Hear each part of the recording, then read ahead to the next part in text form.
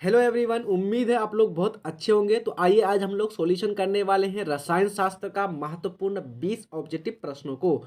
यहाँ पर प्रमुख रूप से ये 20 प्रश्न आपके बोर्ड परीक्षा के दृष्टिकोण से बहुत ही ज़्यादा इंपॉर्टेंट है बच्चों।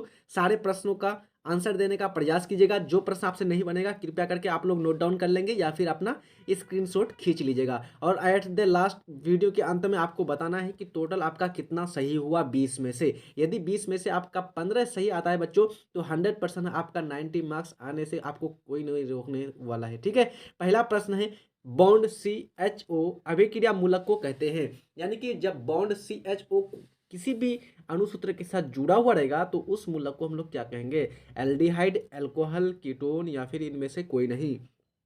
ध्यान रखिएगा बच्चों, बॉन्ड CHO जो होता है ये एल्डिहाइड मूलक होता है। किसका? एल्डिहाइड। तो यहाँ पर ए ऑप्शन आपका राइट हो जाएगा। बाकी अगर अन्य की बात की जाए तो जो कीटोन होता है, कीटोन का कुछ इस प्रकार से होता है बच्चों। डबल बॉन्ड कार्बन किसके साथ जुड़ा हुआ होता है? ऑक्सीजन के साथ। तो ये होता है आपका कीटोन का।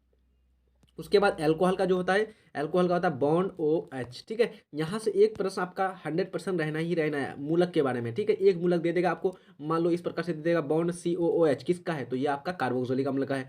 उसकी उसी प्रकार से आपको एस्टर का दे देगा या अलग कोई भी आपको प्रश्न इस प्रकार से मिल सकता है। अगला प्रश्न है असंतृप्त हाइड्रोकार्बन देता है। यानी जब आपका असंतृप्त हाइड्रोकार्बन होगा तो ये किस प्रकार की अभिक्रिया देगा? प्रतिस्थापन, यौगशील, विलोपन, किण्वन। तो ध्यान रखिएगा बच्चों, असंतृप्त हाइड्रोकार्बन आपका प्रतिस्थापन अभिक्रिया देगा। तो ए ऑप्शन आपका राइट हो जाएगा। अगला प्रश्न है एथिलीन है। यानी एथिलीन जो है वो क्या है?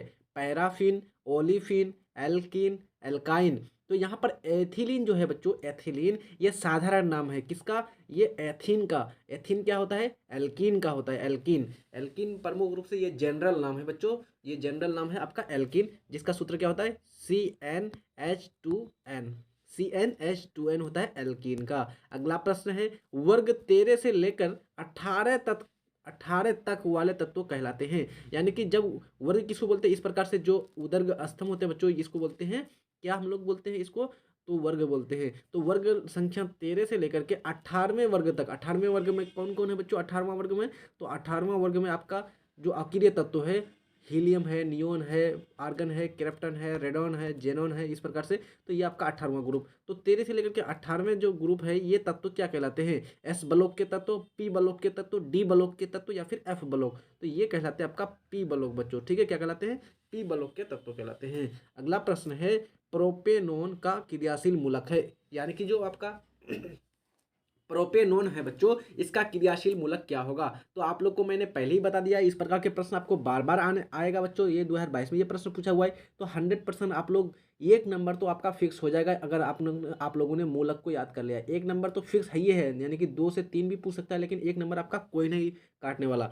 तो यहाँ पर प्रोपेनोन पूछा है, तो प्रोपेनोन किसका है बच्चों? कीटोन। कीटोन का किस प्रकार से होता है? तो इस प्रकार से होता है बॉन्ड और डबल बॉन्ड ऑक्सीजन के साथ। ठीक है, तो ये हो गया आपका कीटोन का। तो यहाँ पर राइट ऑप्शन कौन सा दिख रहा है आपको? तो राइट ऑप्शन आपका सी जो है यहाँ पर राइट ऑप्शन हो जाएगा। ठीक है, उसके बाद बाकी अगर बात की जाए OH, OH किसका है बच्चों? तो OH जो है अल्कोहल का है। बॉन्ड COOH ये किसका है? तो बॉन्ड COOH आपका कार्बोक्सिलिक अम्ल का है। उसके बाद बॉन्ड CHO ये किसका है? तो ये एल्डिहाइड का है। तो यहाँ पर आप लोग से मैं रिक्वेस्ट करूंगा, प्लीज़ आप लोग क्रियाशील मूलक को अच्छी तरह से याद रख लीजिएगा। कोई आप लोग को एक नंबर लेने से कोई नहीं रोक पाएगा। ठीक है, अगला प्रश्न है बोरोन, सिलिकन और जर्मीनियम किस प्रकार के तत्व हैं? यानी ये जो तीनों तत्व हैं बोरोन, सिलिकन, जर्मीनियम किस प्रकार के तत्व के अंतर्गत आता है? धातु, अवधातु, उपधातु या फिर इनमें से कोई नहीं। तो ये आते हैं बच्चों सब मेटल, यानी कि आपका उपधातु के अंतर्गत आते हैं। तो यहाँ पर राइट ऑप्शन क्या हो जाएगा? सी हो जाएगा बच्चों, उपधातु। अगला प्रश्न है एल्कोहल में कौन सा तत्व उपस्थित नहीं है? आपको बताना है कि एल्कोहल, एल्कोहल जो होता है इसमें कौन सा तत्व उपस्थित नहीं होगा। तो सबसे पहले अगर आप लोग एल्कोहल का सूत्र जानते हैं तो आसानी से आंसर कर देंगे। तो एल्कोहल का होता है सूत्र C2H5OH। ये होता है बच्चों एल्कोहल। यानी कि एल्कोहल, इसी को एथेनॉल भी बोलते हैं। तो देखिए इसमें कार्बन होता है, हाइड्रोजन होता है और ऑक्सीजन होता है। यही 3 प्रकार के तत्व होते हैं। तो यहाँ पर आप देखिए ऑप्शन में इन 3 के अलावा अगर कोई दिया हुआ है तो वो नहीं होगा।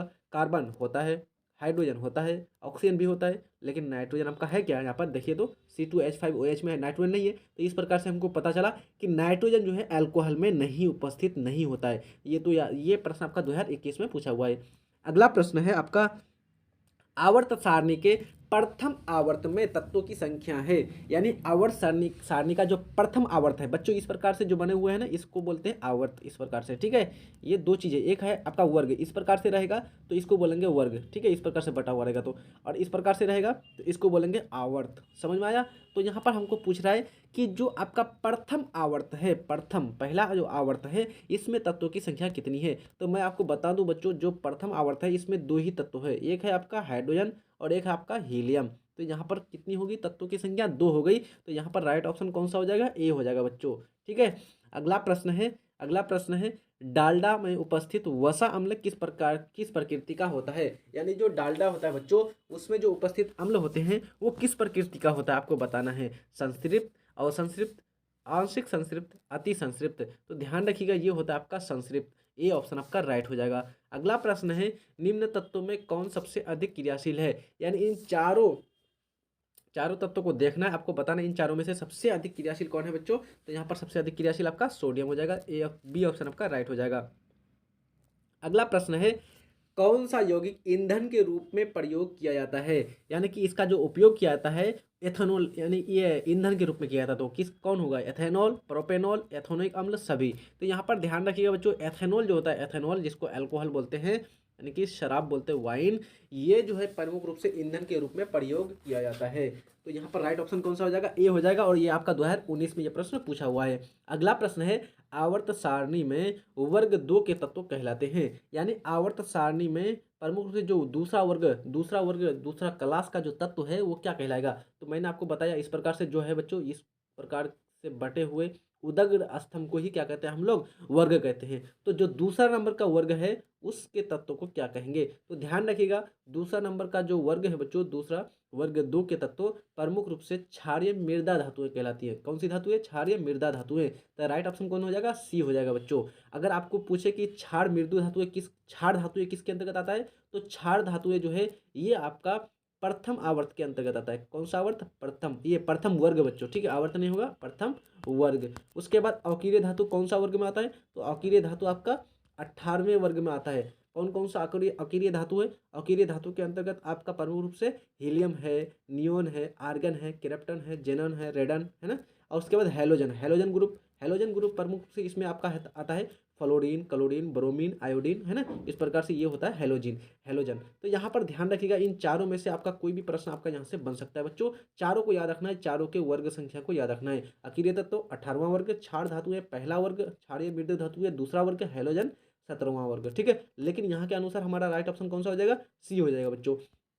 अगला प्रश्न है एथेनॉल को सांद्र H2SO4 के साथ गर्म करते हैं तो गर्म करने पर कौन सी गैस बनती है। जब एथेनॉल को गर्म करेंगे, एथेनॉल यानी कि C2H5OH, इसको किसके साथ गर्म करेंगे? H2SO4 के साथ, H2SO4 के साथ गर्म करेंगे तो यहाँ पर हमको कौन सा जो है प्रमुख रूप से गैस यहाँ पर बनने वाला है। तो ध्यान दीजिएगा बच्चों, यहाँ पर जो गैस बनेगा, यहाँ पर क्या है? कार्बन का 2 है और यहाँ पर हाइड्रोजन का क्या है बच्चों?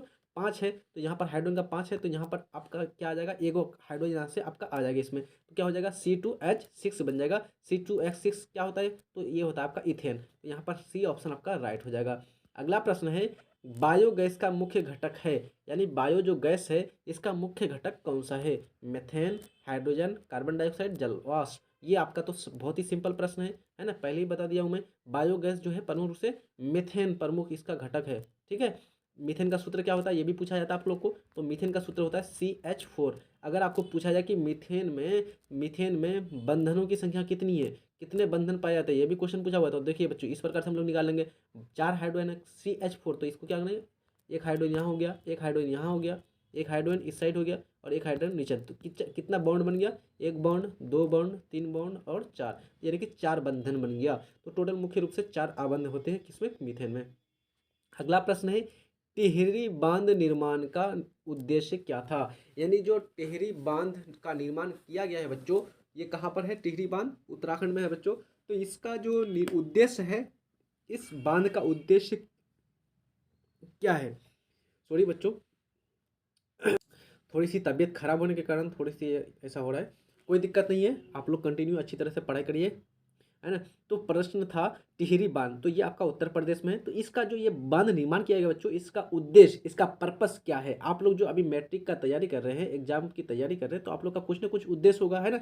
अपने माता पिता के सपनों का साकार करेंगे, आगे जाकर के इंजीनियर बनना है, डॉक्टर बनना है, कुछ भी करना है, देश की सेवा करना है ना। तो ये आपका क्या हो गया, उद्देश्य हो गया, है ना। लोगों की सेवा करना है, ज़्यादा से ज़्यादा समाज को आगे बढ़ाना है, एक जो है जिम्मेदार नागरिक बनना है, ये आपका क्या हो गया बच्चों, उद्देश्य हो गया। तो उसी प्रकार से टिहरी बांध का जो निर्माण किया गया था, इसका उद्देश्य क्या था? तो इसका उद्देश्य था जल की आपूर्ति हो जाए, भूमि की सिंचाई हो जाए, बिजली का उत्पादन हो जाए, इनमें से सभी। ठीक है, तो ये सारे उद्देश्य टिहरी बांध निर्माण का था। अगला प्रश्न है, 16वां नंबर का प्रश्न है। इससे पहले मैं आपसे रिक्वेस्ट करूंगा बच्चों, प्लीज़ आप लोग अगर चैनल में न्यू है तो सब्सक्राइब कर दीजिएगा, क्योंकि आप ही लोग जो है इसके सपोर्ट से, आप ही लोग अगर सपोर्ट करेंगे, उसी के सपोर्ट से बच्चों ये आपका चैनल आगे चलने वाला है। अन्यथा फिर आपके सपोर्ट के बिना कोई भी चीज़ क्या होती है बच्चों, अधूरी होती है ना। दोनों एक दूसरे के पूरक हैं, है ना। मैं अगर आप लोगों को कुछ प्रोवाइड कराता हूँ तो आप लोग उधर से सपोर्ट करेंगे, तभी फिर अच्छा से अच्छा मटेरियल आपको मिलने वाला है ना।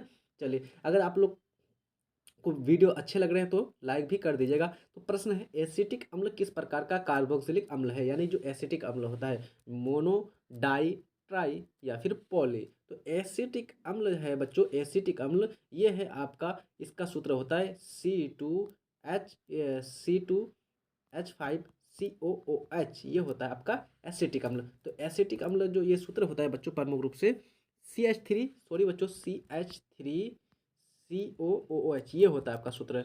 ठीक है, तो ये आपका CH3COOH ये होता है एसिटिक अम्ल का। तो इसमें कितने कार्बन है? देखिए, तो एक कार्बन यहाँ पर है, एक कार्बन यहाँ पर है, दो कार्बन हो गया, दो कार्बन हो गया तो मतलब डाई। तो यहाँ पर कितने क्या हो जाएगा, डाई हो जाएगा। ऑप्शन बी आपका राइट हो जाएगा बच्चों। ठीक है, अगला प्रश्न है, मोनो में से एक होता है बच्चों, मोनो में से एक, डाई में से दो, ट्राई में से तीन, पॉली में से बहु, यानी कि बहुत सारा रहेगा तो उसको बोलते हैं पॉली।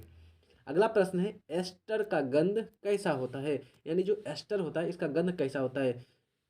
गंधहीन, मीठी गंध, दम घुटने वाली गंध या फिर इनमें से कोई नहीं। तो एस्टर का जो गंध होता है बच्चों, ये मीठी होती है बच्चों। तो बी ऑप्शन यहाँ पर राइट हो जाएगा। 2011 में ये प्रश्न पूछा हुआ है। अगला प्रश्न है, एसिटिक अम्ल निम्न में से किस में पाया जाता है? यानी कि जो एसिटिक अम्ल होता है ये किस में पाया जाता है? ये भी प्रश्न आपका 2 बार पूछा हुआ है। इमली में, सिरिका में, तेल में, चाय में। तो ध्यान रखिएगा, एसिटिक अम्ल जो पाया जाता है वो आपका सिरिका में पाया जाता है। और इमली में कौन सा अम्ल पाया जाता है? तो इमली में टार्टरिक अम्ल पाया जाता है। और चाय में कौन सा अम्ल पाया जाता है? तो चाय में आपका टैनिक अम्ल पाया जाता है बच्चों। ठीक है, और तेल में ये आपका तो फैटी एसिड है ना, तेल में। अगला प्रश्न है, CH3COOH को जल के साथ मिलाने पर क्या होता है? जब आप एसिटिक अम्ल यानी कि CH3COOH को जल के साथ मिलाएंगे बच्चों, तो यहाँ पर क्या होगा? नहीं घुलता है, आंशिक रूप से घुलता है, घुल जाता है, नन ऑफ दिस, इनमें से कोई नहीं। तो ध्यान रखिएगा बच्चों, CH3COOH देखिए ये किस प्रकार का है? तो ये आपका सहसंयोजी यौगिक है। आप लोगों ने धातु अधातु वाले चैप्टर में, ये क्या बोलते हैं कि कार्बन वाले चैप्टर में, कार्बन वाले चैप्टर में पढ़े होंगे या फिर धातु अधातु, तो ये आपका प्रमुख रूप से धातु अधातु वाले चैप्टर में आता है, सहसंयोजी यौगिक। तो सहसंयोजी यौगिक जो है जल में नहीं घुलता है। तो यहाँ पर ए ऑप्शन आपका राइट हो जाएगा। अगला प्रश्न है और लास्ट प्रश्न है बच्चों आज के सेशन का, एसिटिक अम्ल का रंग कैसा होता है? यानी जो एसिटिक अम्ल होता है इसका रंग कैसा होता है? लाल, हरा, नारंगी या फिर पीला। तो इसका जो एसिटिक अम्ल का जो रंग होता है बच्चों, ये इसका कोई भी रंग नहीं होता, ये रंगहीन होता है। ठीक है, तो यहाँ पर ऑप्शन में दिया हुआ नहीं है, चारों में से रंगहीन कहीं पर दिया हुआ नहीं है। तो यहाँ पर आप लोग थोड़ा सा क्या करेंगे, सी ऑप्शन को गलत कर देंगे। यहाँ पर नारंगी की जगह आप लोग रंगहीन लिख देंगे और रंगहीन को आप लोग टिक मार देंगे। ठीक है, एसिटिक अम्ल का कोई भी रंग नहीं होता है बच्चों। ठीक है, तो ये सारे प्रश्न आई थिंक आप लोग को बहुत अच्छे लगे होंगे और बहुत ही इंपॉर्टेंट सेशन था ये आप लोगों का। अच्छी तरह से पढ़ाई करते रहिए, है ना, मेहनत कीजिए और अच्छा रंग लाइए अपना एग्जाम में। तो मिलते हैं नेक्स्ट वीडियो में, तब तक के लिए जय हिंद, धन्यवाद।